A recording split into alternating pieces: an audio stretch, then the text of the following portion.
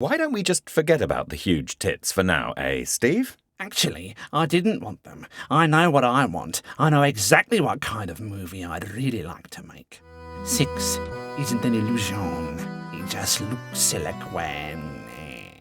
The women just drool all over this Jimmy Nation, which is just so chauvinistic. A man could be a great role model. It would be good if there was a man who likes to clean houses, a male nurse, and a man who enjoys sewing. And for the sake of equality, the band's drummer could be a woman. These role models would speak to the female audience. Thank you, committee. Thank you very much, committee. Now, if we could just focus on Jimmy Nation. You've really come up with some excellent ideas. Thanks. It's usually really easy for me to come up with... The public wants reality TV and sex. Yeah, because both involve cheap thrills. I have lots of other ideas too, like, for example, that you shouldn't settle for a bad relationship and allow yourself to be treated badly.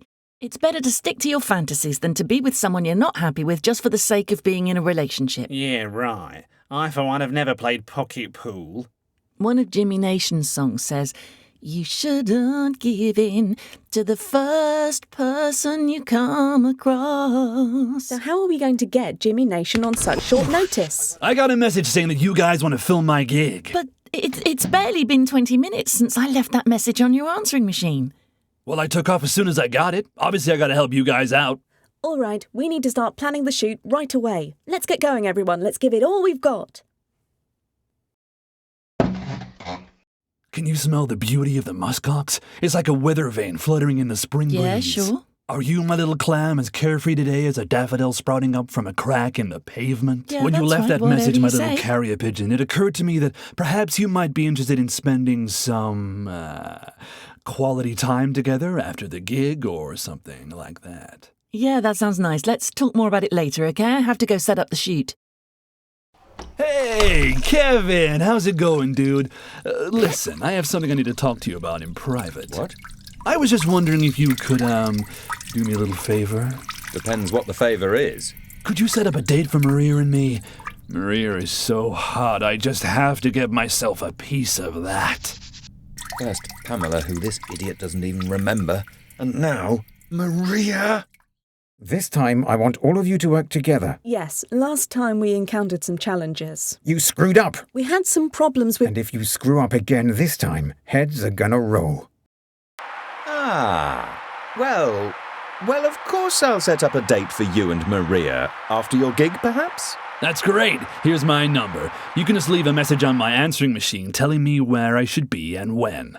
Thanks, buddy. I can count on you just like I can count on the sun coming up every morning. You can count on me like you can count on acid rain. Do you have a minute? Of course. Would you mind if I used you as the middleman and asked you to arrange a date for Maria and me, someplace nice, like a really fancy restaurant for dinner and dancing? For you and Maria? Why?